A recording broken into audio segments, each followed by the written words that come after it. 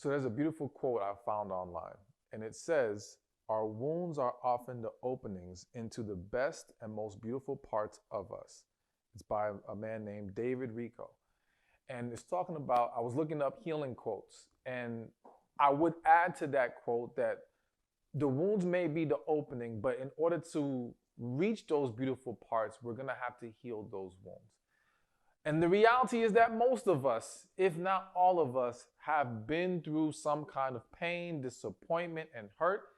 And many of us, if not most of us, have gotten into relationships before we've actually healed from those past issues, hurts, and disappointments. And so you hear me talk about healing all the time, but the question becomes, well, can healing happen while in the relationship? Because now you're already there. And you hear people such as myself saying, while you're single, focus on your healing, or that it's even better for you to be single while you're healing. And I stand by that. It is better. It is better that if you are single, you make healing a priority now. Because if you wait till you're in a relationship, you're going to face some pitfalls or some struggles that make it harder. Now, to answer the question of can it happen, it can. It is possible. But it's extremely difficult because a lot of people don't understand what it requires to achieve true healing while in a relationship. So now let's get something right out the way. Understand that you cannot heal them and they cannot heal you. I don't care if you're a man or a woman watching this. I will say it one more time. You cannot heal them and they cannot heal you. Now there's a couple ways to look at this or understand this.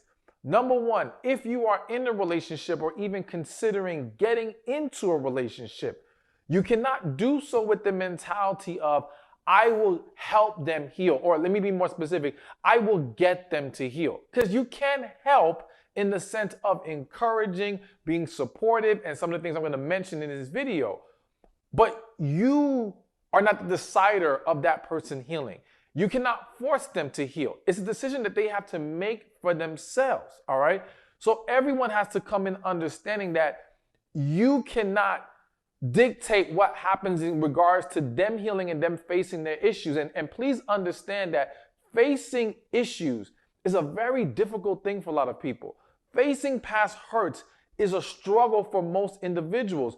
And so when you get in a relationship and you are providing this person with the benefits of a relationship, with the benefits of you being there, it in a lot of ways takes away the incentive to have to face the struggles of healing because they're already getting what they need from you or what they desire. I won't even say need because what they need is the healing. What they need goes beyond just a relationship.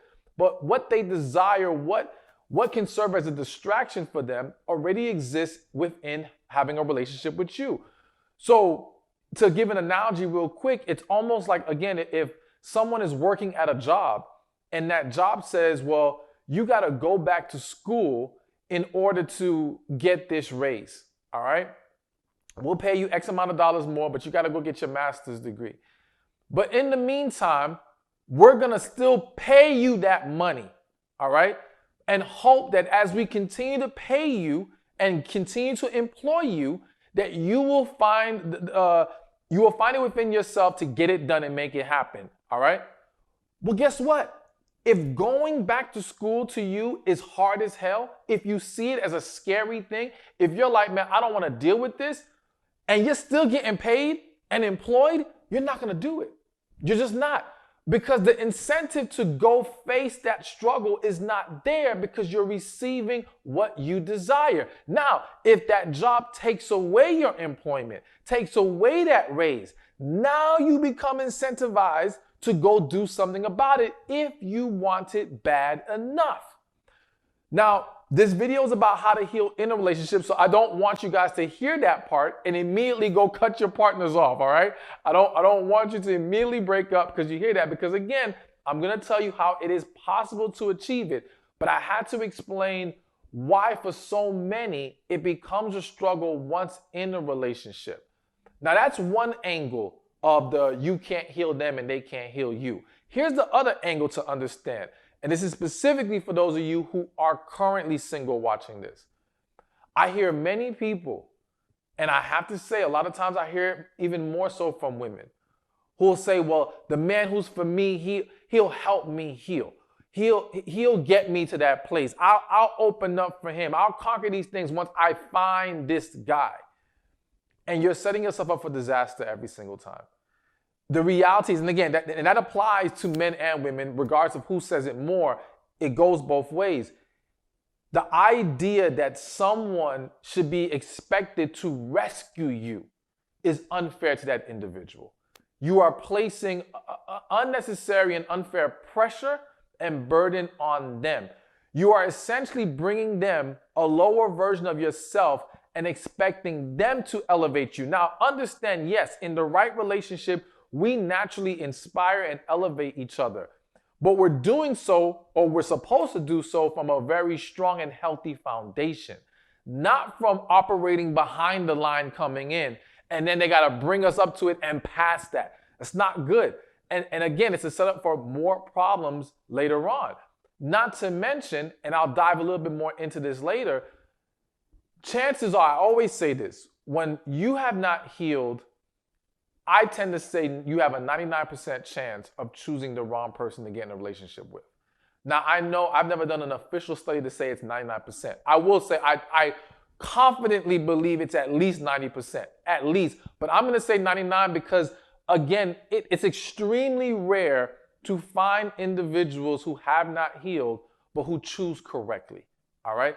So if you think you can wait to heal before you get in a relationship and then that person will help you figure it out, no, because you'll probably attach yourself to the wrong person and then there will be more damage to come. All right? So I had to get that out the way because it's important you understand those concepts. But let's get into how you guys can heal together, and be sure to subscribe to this channel and like this video. I appreciate and love your support, all right? So number one, you got to do this together. So one of the mistakes that I have found when I've coached a lot of couples is the tendency for one person to point the finger at the other. You got issues. You're the problem. You need counseling. And they don't understand how when you alienate your partner, when you single them out like that, they build up walls. They build up resistance because nobody likes to get singled out. All right. Now, I'm not saying no one has ever just taken it and accepted it, especially, and I would say this, they're much more willing to take it and accept it when there is something they've blatantly done wrong. So if this person has cheated, or if this person has gone behind your back and betrayed you, they've done something that they feel like may have cost themselves this relationship or lost your trust, they become more willing to take the finger being pointed at them only, all right? And then say, okay, well, I got to get help. I need to do something about this because they're trying to win you back. But even then, it's still not the best approach to make it all about one person in the relationship. So when I say that we need to do this together, we have to make the healing process a joint journey. Even if you as an individual feel like, well, I've done my healing, or there's nothing that I need to heal from, those things are way in the past and they've been addressed, whatever the case may be. Number one, don't fool yourself. Okay? The reality is that there's probably something. And I hate to say it like this, but I'm going to have to say it. If you're with someone who needed healing coming into this relationship, then chances are you needed healing too.